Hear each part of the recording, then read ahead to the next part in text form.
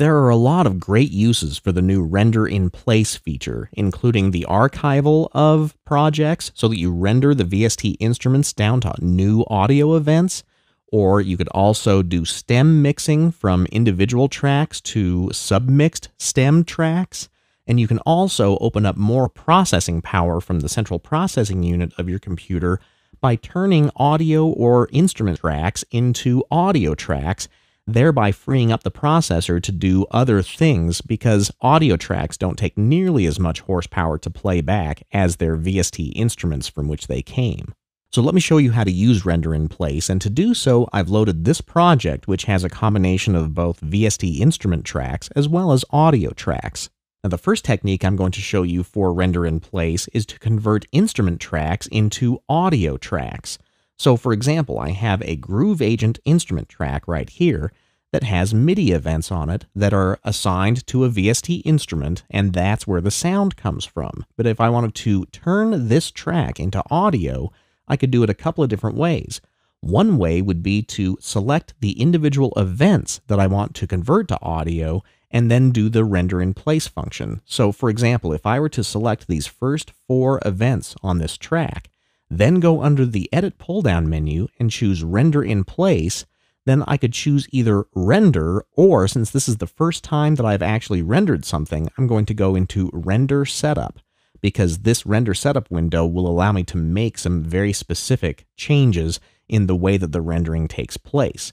So the Render Selection window has 2 different tabs, and let's take a look at the file settings right now, because these are pretty easy. You can change the bit resolution of the rendered audio files if you want to, but I'm going to leave mine set at 32-bit floating point, and then you can change the path. By default, it's going to use the audio folder inside your project folder, so I'm going to leave that at its default position. But now let's come back to the Render tab and take a look at the other options that we have. So I can choose to render those selected events as separate events, or as individual blocks, or as one whole event, and I'll show these other 2 options to you in just a moment. But I'm going to choose as separate events. Then I can choose to render those audio events as dry tracks, which would be void of any EQ or other effects that I have on them on the track itself. But bear in mind that if you choose dry and you're rendering VST instruments, chances are the instrument itself might have some effects on it, and if it does, then the track won't necessarily be dry. So the dry option only excludes the track or channel settings and not necessarily the effect settings of the instrument from which they're created. So I'm going to choose the channel settings option because this will render any of the channel settings on that track to that newly rendered audio file. But I could also choose the complete signal path, which is everything including the groups, or I could choose the complete signal path and the master effects, which would include all of the effects as well as the master bus settings. So for this particular example, I'm just going to choose the default of channel settings, and then I'm going to click on OK. And what happens is a new audio track will be created directly beneath the selected track in the track column, and each one of those individual events that appear in the project window are now going to be rendered to a brand new audio event. And because I had them rendered as separate events, each one of those events has its own separate rendered audio file that it corresponds to. You'll notice that the original MIDI files, or the original MIDI events that are on that instrument track, have now been muted out. So they've turned into that dark gray, and they won't make sound on that instrument anymore because the Render in Place function has now rendered them as audio events. And because I chose the channel settings feature, they sound identical to the original. So for example, let's take a listen to this track. I'm just going to solo that audio track. Now, if I were to undo the rendering, then I could listen to the original version. So I'm going to solo that track. So with those Render in Place settings, the original tracks sound identical to the newly rendered audio version. But now let me show you some other features. So on that same track, I'm going to reselect those 4 original MIDI events, then I'm going to go back to the Edit pull-down menu and choose the Render Setup again and change the render settings. So instead of as separate events, I'm going to do it as block events, then click on OK. And when the render in place is complete, you'll notice that those 4 individual MIDI events have been converted into one solid audio event. So instead of having 4 individual events, you have one big audio block. But then you'll notice that past that point of the selection, the original MIDI events still exist. So what if you wanted to render an entire track? Well, I'm going to type Control-Command-Z to undo that render in place. And now, without making a selection, I'm going to render that entire track as an audio file. But before I do so, I'm going to type G a few times to really zoom out my display, because you can see that that particular track has a break in it right about here. So let's go through some of the other render in place settings. So with the track itself selected without any individual events in the event display, I'm going to go back to the render in place settings. And now if I rendered this as block events, watch what happens. And this is going to take a little bit longer because I have a larger number of events selected by selecting just the track itself and all of the information on it. And you'll notice that instead of rendering one range, it's rendering 2 individual ranges. And that's because there's 2 different clumps of events on that track. So you see that the audio event that got rendered is actually in 2 different blocks.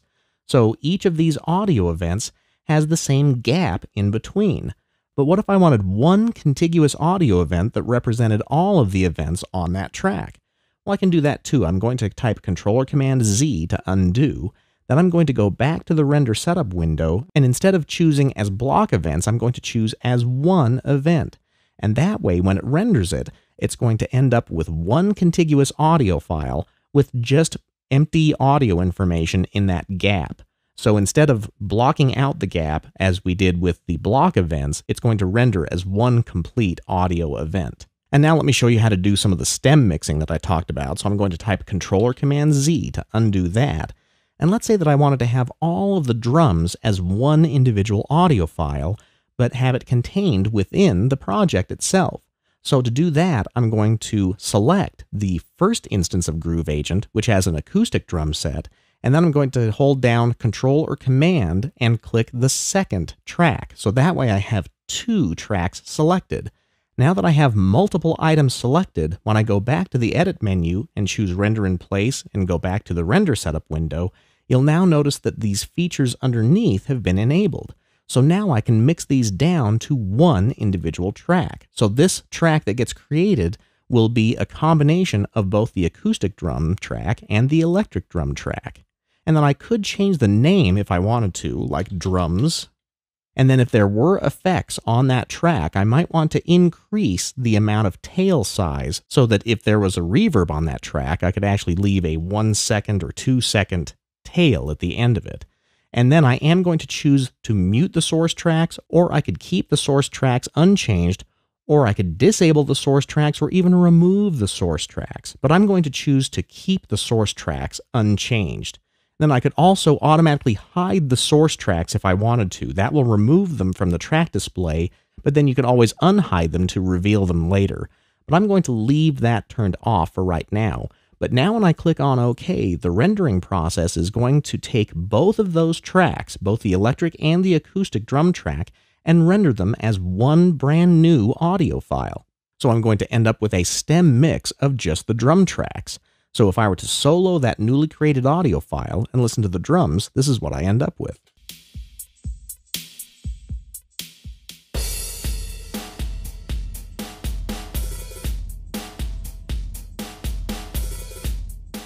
Now, to help you differentiate between rendered audio tracks and regular audio tracks, you'll notice that that rendered track has a little R in parentheses, whereas the other audio tracks don't have the render indicator, and that way you can tell which ones have been rendered and which ones were the original audio files.